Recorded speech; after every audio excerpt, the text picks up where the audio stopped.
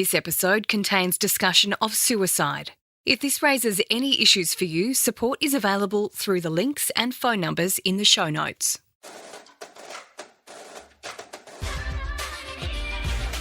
Oh, this is a beautiful episode. This is a heavy episode. But saying that, Julie Goodwin. I mean, who doesn't love Julie Goodwin?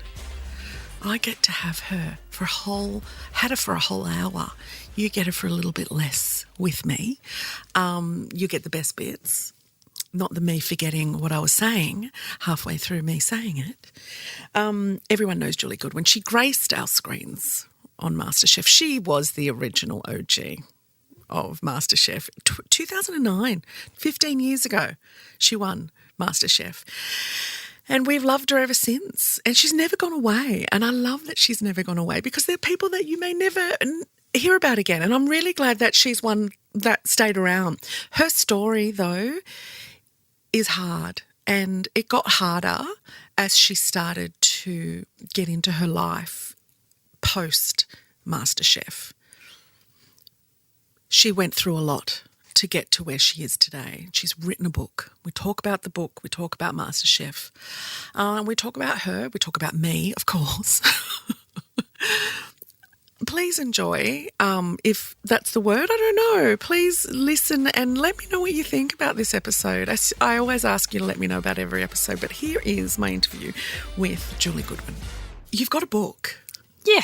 I'm so glad. I was just saying before we started recording that I'm glad it's not a cookbook because there's so many interesting stories about people behind cookbooks and we often don't ever get to know about them. No, only the little stories that match the food. But in this book, I've got a few little recipes that match the stories. Yes. Yeah, good. So it's sort of the other way around. Yeah, I like that. How are you going, really? Like, right now, right today, like, are you doing well today? I am. I've just had a loss. So I lost my little dog the night before last. So, no.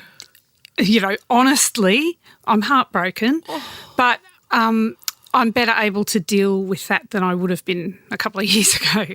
Yeah. Oh, I'm so sorry. That breaks my heart. Yeah, it's devastating. You're a dog person. The pets are harder, I find, than... Well, they're in your life all day, every day. Yep. And they love you unconditionally. It doesn't matter what crappy stuff you've done, your dog still loves you best of all. They will come and watch you shit. Mm-hmm. They and will. Go, good for you. And be excited really about good. it. Yeah. I'm like, there is nothing. I mean, don't even get me started. I'm so sorry to hear. But did you have your puppy for a while? Yeah, she was nearly 13. Great. Yeah. Good innings. And she's got a first sister and a third brother who are kind of sad now. But we'll get through it. My beautiful grown sons and husband and the dogs, and we were all together when that happened. So good. So you were home and got to say goodbye. And yes, I think that's really important. Oh, for everyone, massively. For humans as well. Yes, you know, be able to say goodbye. It breaks my heart when people lose someone that they've just never got to. Yeah, like heart attacks and things like that. Exactly. Really hard. I'm doing well. I've got a lot of strategies and things in place to keep my mental health on an even keel. It's not to say it always is, but it's a lot better than it was. Okay. So as long as I keep doing the things, then things are okay. And that's what they say with mental health and mental illness issues is it's all about keeping the tools going, having the right things in your toolbox and using them, actually using them. I have my own mental health issues, which I think everyone does, don't they? To one degree or another. Yeah. And, to one degree or another, we all experience stuff and we've got to find our way through it. But what I would say that there are times where you might have tools in your toolbox, but you just can't access them. Exactly. So it's one of those things where it's kind of unhelpful if someone's in the midst of a crisis to say to them, "Oh, just go for a walk." It's not helpful because sometimes you just can't.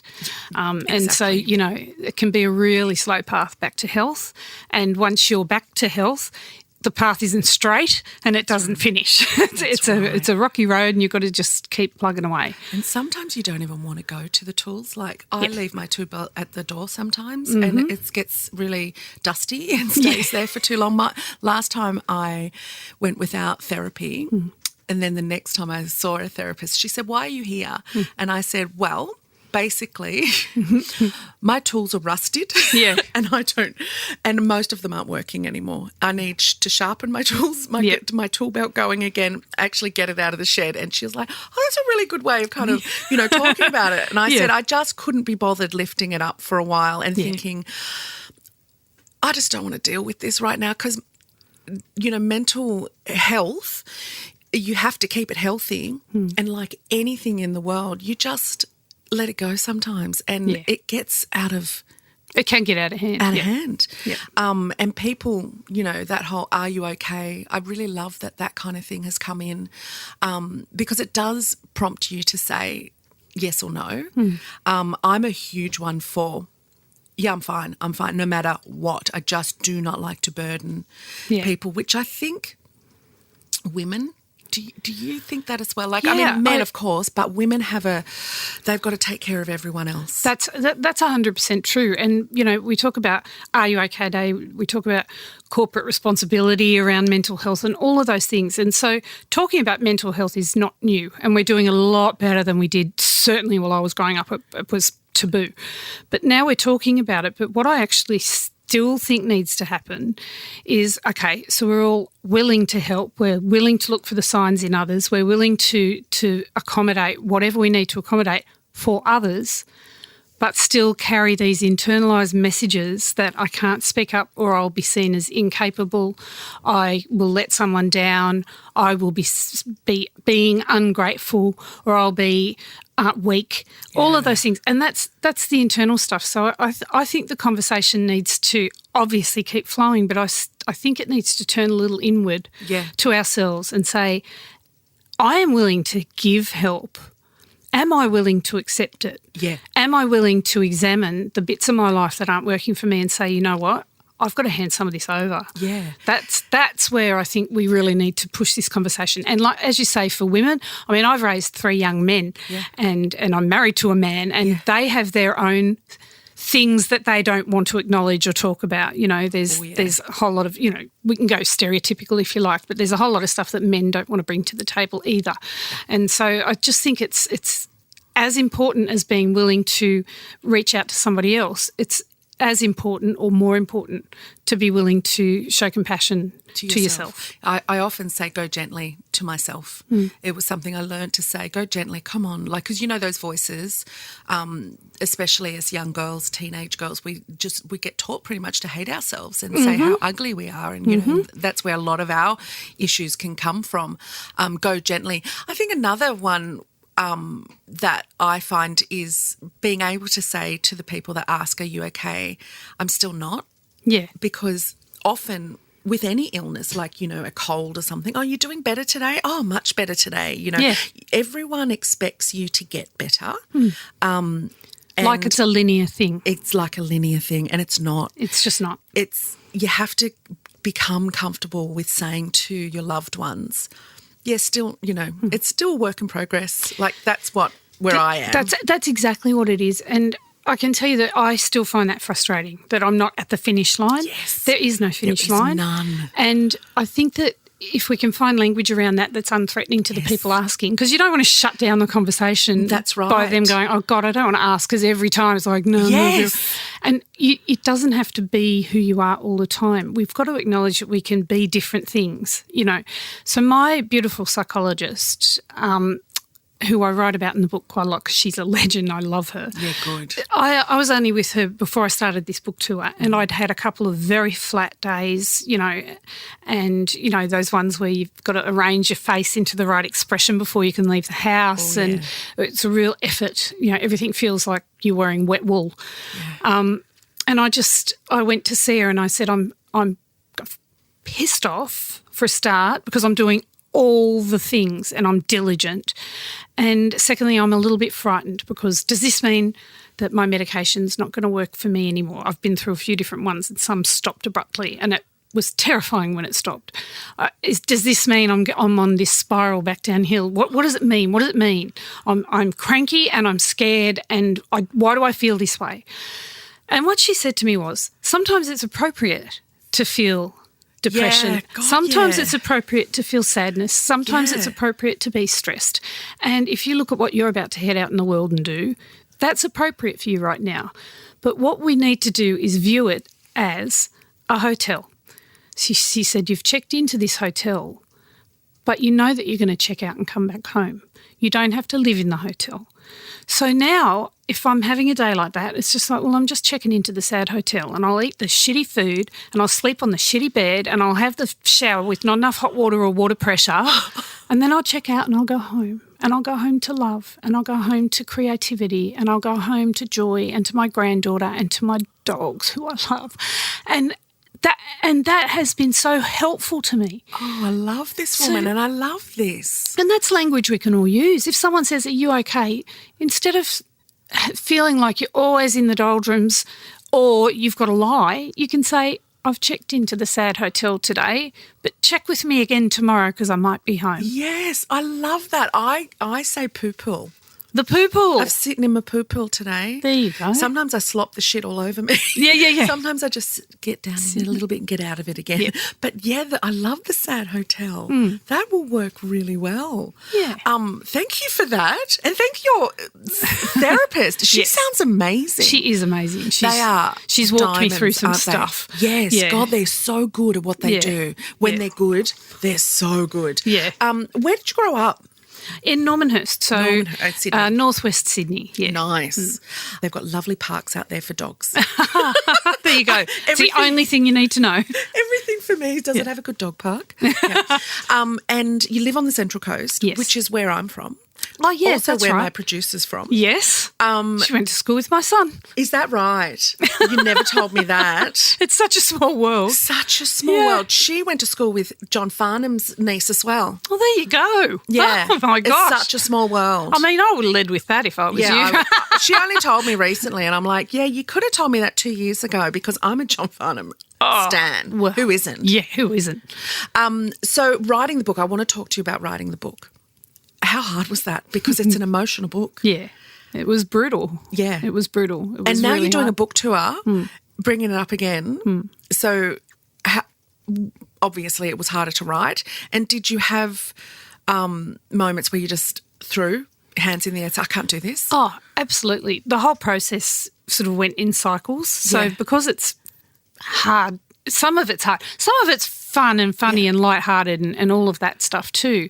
But for the hard bits, I had to bunker down. I couldn't just knock out half an hour before I cooked dinner or anything like that. I had to sort of bunker down for days at a time and then stop for weeks and just let all of that process over there and get back to my life and not think about it. And then I could go back to it again. And there were a lot of hard conversations that I had to have with people I love. Yeah. How does that go? How do you broach someone that you say, I'm about to write about you? Yeah, it's particularly my parents. So there was stuff they didn't know that I had to break to them, and also I had to sort of gently say to them, these things weren't very well dealt with. Yeah. The stuff that they did know, these things weren't very well dealt with. Oh, that's a hard conversation, isn't it? It's generational, it's family. And with all the love in my heart, I said to them, I don't hold any blame because you were the product of your upbringing. Doing the best you could. And my nan was the product of her upbringing, and she lived through the war and the depression, and then she raised these kids. And so all that stoic, we don't talk about feeling bad, you get up and you soldier on, and there's always someone worse off than you, which is...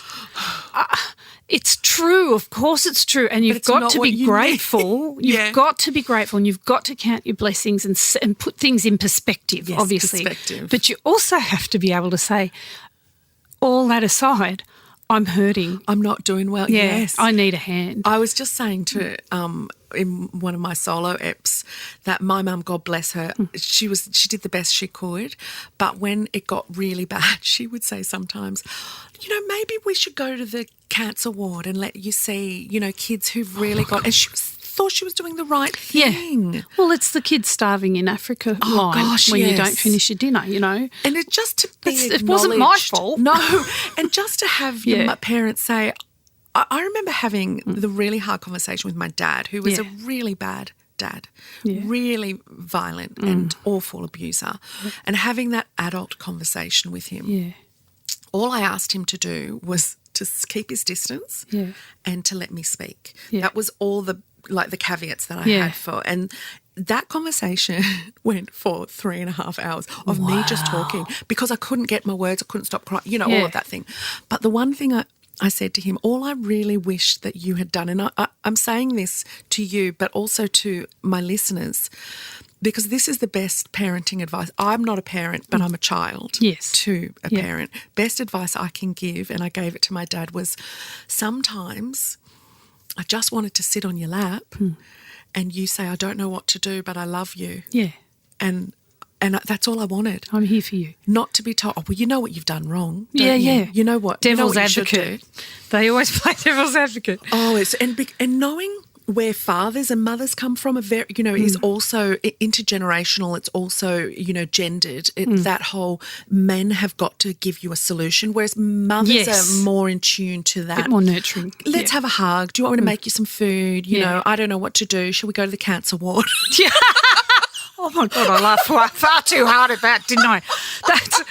Wow, the solutions they have. But you know what I've got to say is that my parents, and my mum's 80 next year, right? So they were so beautiful about it. Oh, I was stunned, and I thought, gosh, I think I've been underestimating you. Yes. I was so frightened to have this conversation because, we don't air our dirty laundry. We don't talk about these deeply personal things, these ugly things. We're grateful. We pick ourselves up. Yes. So for me to go to them and say, I need to put this stuff in this book. I need to write about it because otherwise it's not a truthful book and there's no point writing it at all.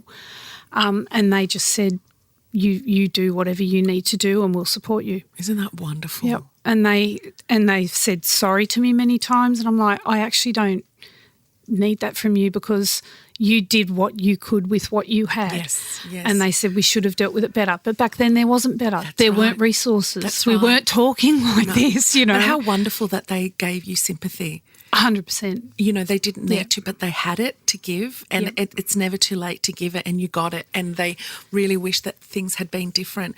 That's when your heart breaks for them, doesn't it? Totally, because what my mum and dad fall into the category of what I call when you know better, you do better. Yes. There are some people who will stand by some of the shitty things they did or thought or said back in the day. Double down. Well, never hurt me. Good clip upside the ear. Didn't it? Didn't it really? Yeah. But then there's those who, when you know better, you do better. And that's across all of life, about our attitudes to certain kinds of people and all of that stuff. When you know better, you do better. Smart people do that. Compassionate people do that. I think small-minded, dim people don't. Yeah, fearful people who very live narrow-minded. From lack. Yes. They don't do better because they just double down on their crappy opinions and their crappy behaviours and never and they change. stand by their pride, their ego, if you will. Like, they don't remove that ego to swallow their pride and say, maybe I was wrong. Yeah. And that's, my father had a lot of that, like a lot of that problem. I've never had kids for an array of reasons, but one of them was because I was really frightened I'd have my father's temper that he had with us, and I was so frightened to do that to children.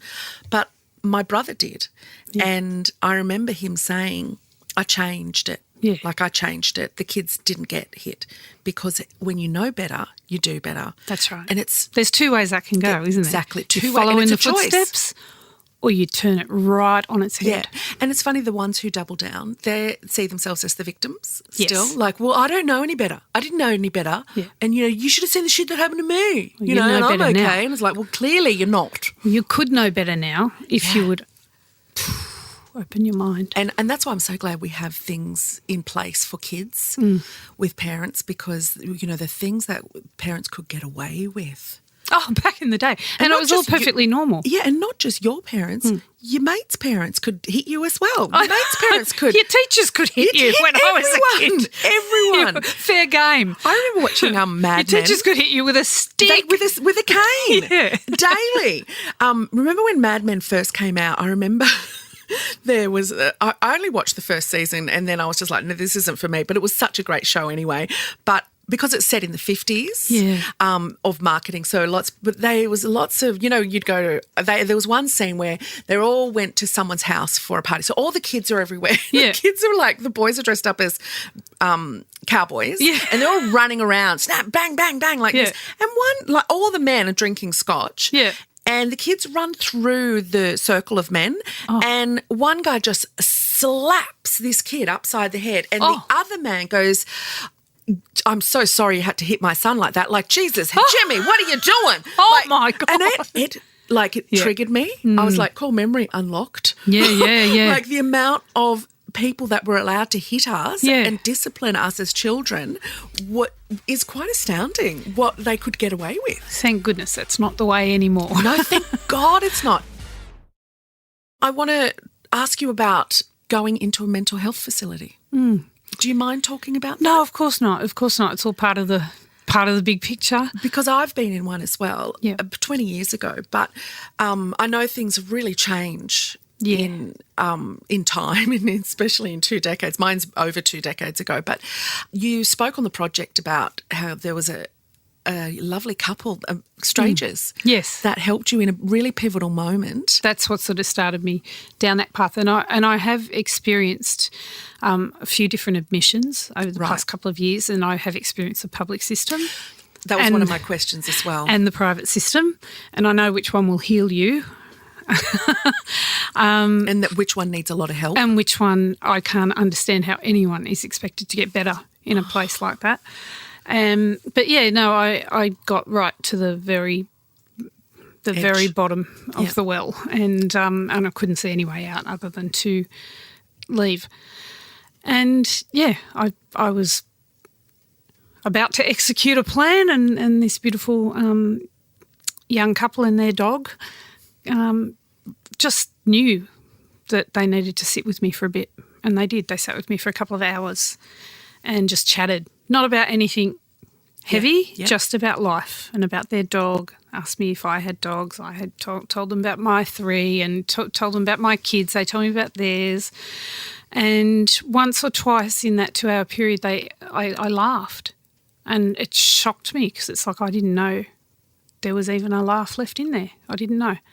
And so by the end of that time, I was ready to go home instead of doing what I had gone there to do. And that was when I entered the mental health system. Okay. So my husband, when I told him where I'd been, he just said, I'm not equipped to deal with this, so I'm going to take you to hospital now.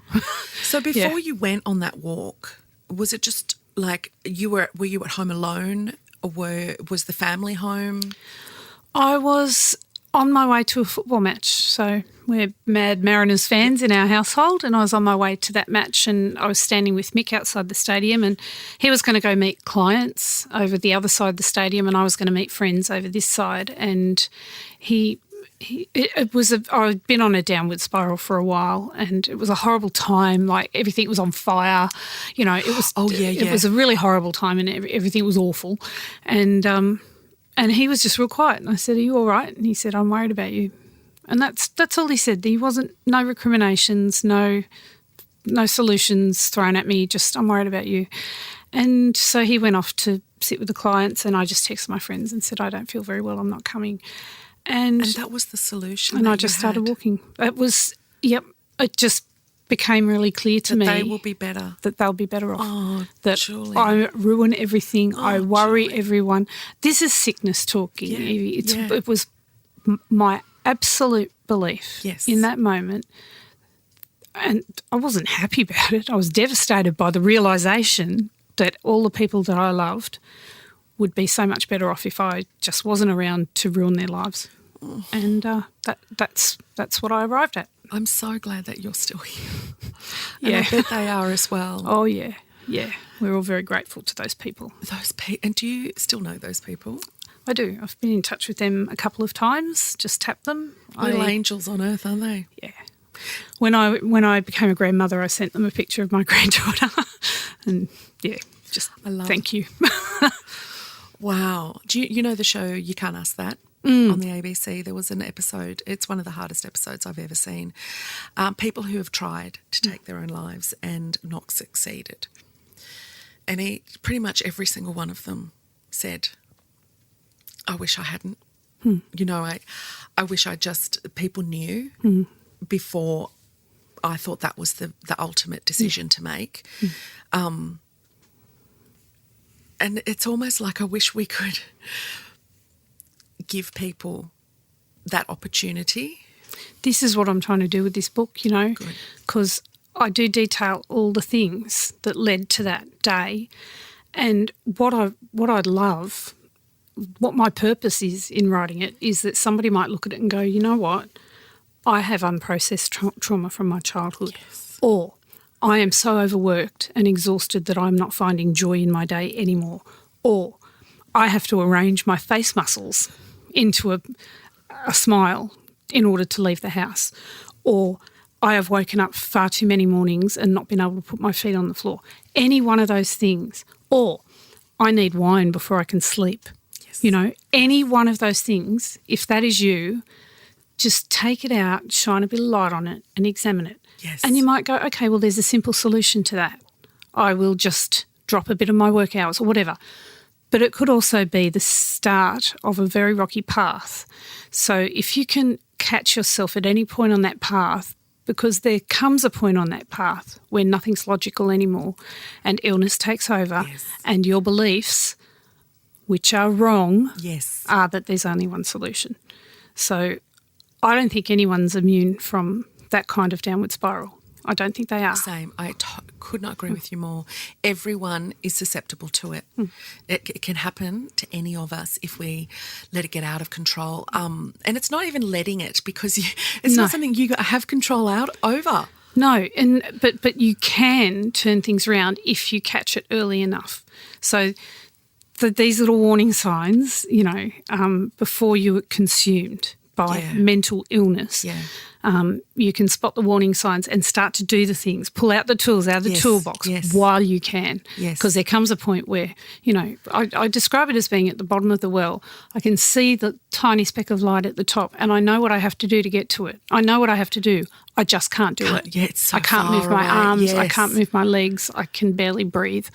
So there's no way I can get up and go for a walk and, you know, do a bit of meditating, and I can't do that at that point. It's too bloody late. Yes. And I really need to be hauled out there by heavy machinery. Yeah. And that's what the mental hospital That's the was, help. and all the therapy and all of that. That was the heavy machinery that I needed by then. So mental health facility, it really breaks my heart that it seems only people with money can get good help. Well, let me tell you, and this is something that I learned and something that I've written in my book and something that I think is really important to know. Good. If you've got basic private cover, which I know not everyone can afford, and it breaks my heart. Yeah.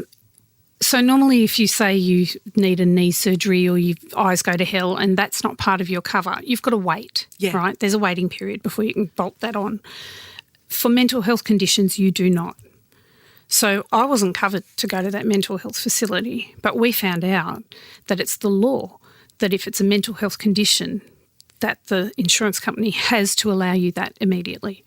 So we straight away, Mick got straight on the phone. He said, I need to change our coverage to cover private hospital and all the things that I was going to need, and they can't say no to you because it's a mental health condition. This is so great to know. Yeah. I didn't know that. I mean, you've still got to pay that premium, but the premium.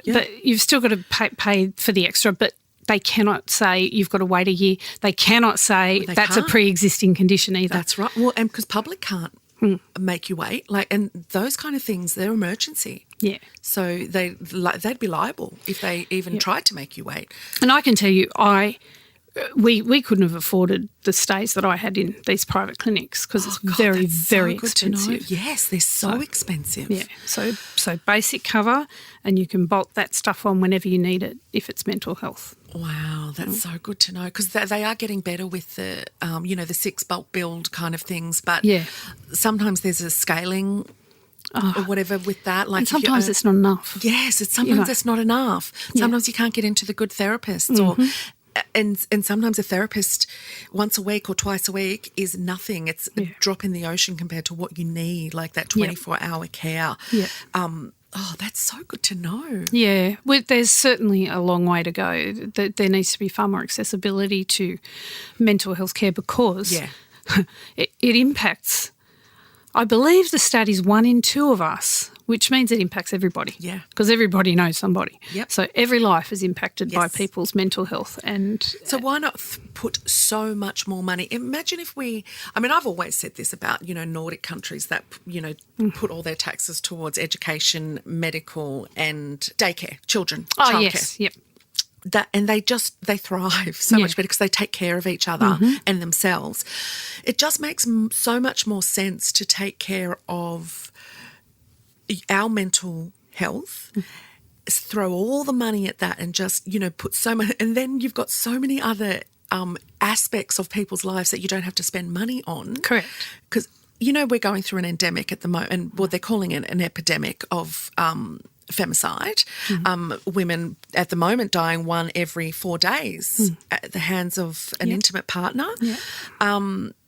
I've been reading so much about it because, I'm just so interested in this kind of thing. And I've started to go to the other side of men who've been in that situation, why they're like that. Yeah. And a lot of them are saying the help is not there for us. Yeah. And I at first just rolled my eyes and went, get fucked. Like, I don't want to fuck, you're doing awful things. But imagine if they were being treated better in that sense of being taught how to use tools, how to treat women, how to express their everything. Even if we don't get them young, it's there for when they're old because we've got to start somewhere. So say we starting with the adult males. Well, help them to process the childhood traumas that brought them to where they are. Exactly. This, everyone who's violent, everyone who's addicted, we're all walking traumas, and we all deal with it different ways. And, absolutely, to address those issues is going to have a massive impact on society as a whole. And, and we also need to understand that the physical and the mental are so closely connected too. So when people have chronic pain and all that leads into that mental health side of things as well. So it's all interconnected. And for me, the mental health became very physical. I got very physically sick as well. And so your body does. Well, my brain seemed to go, if you're not going to listen to the warning signs I'm giving you up here, I'm going to send them out to all the other parts of your body. That's right. And that's what happened. Exactly. It's physiological. Thank you for just talking so vulnerably and writing a book. I can't wait to read it. You're our very first Masterchef. And even though we've met, it was a business. It was a work thing. So we never have really ever had a chance to have a chat. So, and you're someone that I've always wanted to meet, always wanted to meet, because you were the most, I can still just remember MasterChef, what TV is like. Channel 10 and Channel 9 are the worst for saturating us with promo. And you were the promo. So you were the shaking mum who didn't even think that you were going to get through the first round. No. And that's just made everyone fall in love with wanting to watch the show, and then watching the show and seeing you win it was the nation's pride. Like, you were all of us. Oh, that's lovely. It was wild. It was a wild ride. I do write a lot about it and all the stories and all the behind the scenes. It was so interesting and it was so hard, But it looked hard. But my God, I don't regret doing it for 1 second. No, and I did the jungle. You've done the jungle as well. And our chef was Justine. Yeah, he's beautiful. Beautiful. And she talked about you so glowing. And I would say, I love her so much. I would meet her. And it's weird that we've just, it's taken so long to meet you. And then you got into radio as well. Yes. And I'm really glad that you did that because where I grew up, which is where you were doing the radio, I would have just loved to have been on Central Coast Radio. Like, it was like, oh my God, everyone I know listens. Yeah, I loved the radio. I loved it. My co-host Rabbit he was a veteran in the business, so good at what he did and just such a funny person.